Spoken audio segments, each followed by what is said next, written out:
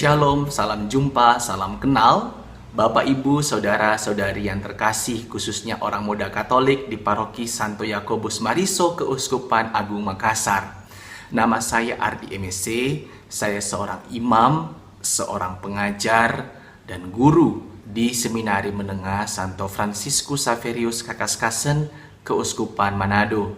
Saat ini saya diminta untuk men-sharingkan, membagikan apa sih manfaatnya membaca kitab suci.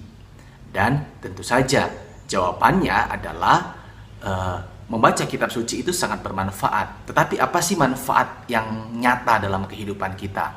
Kita ambil dari 2 Timotius 3 ayat 16. Dikatakan, segala tulisan yang diilhamkan Allah bermanfaat untuk mengajar, menyatakan kesalahan, memperbaiki kelakuan, dan untuk mendidik orang dalam kebenaran.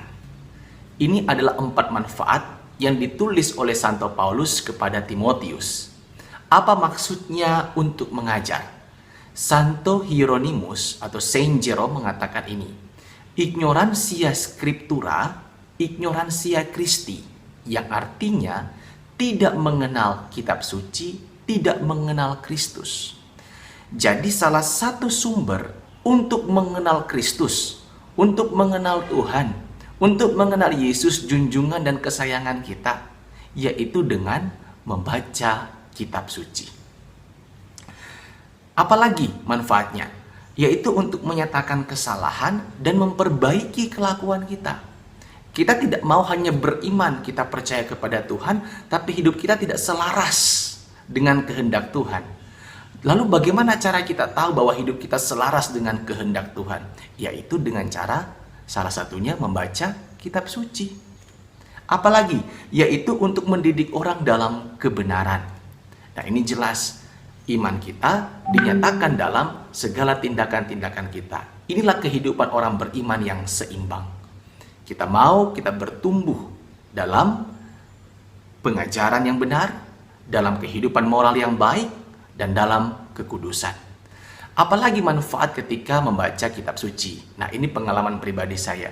Dulu ketika saya sekolah minggu, atau sekarang namanya pertemuan sekami, ya, ada satu lagu yang selalu saya ingat. Baca kitab suci, doa tiap hari kalau mau tumbuh. Nah, kita bertumbuh dalam apa lagi nih kalau seandainya kita membaca kitab suci?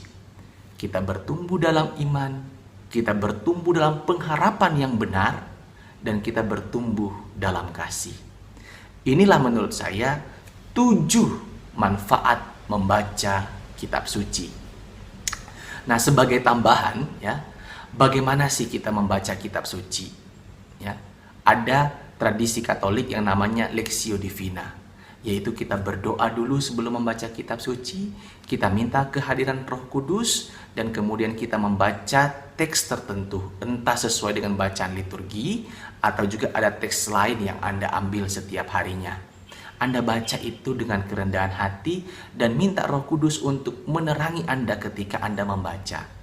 Sehingga ketika Anda membaca, Anda bisa mengerti dan terinspirasi.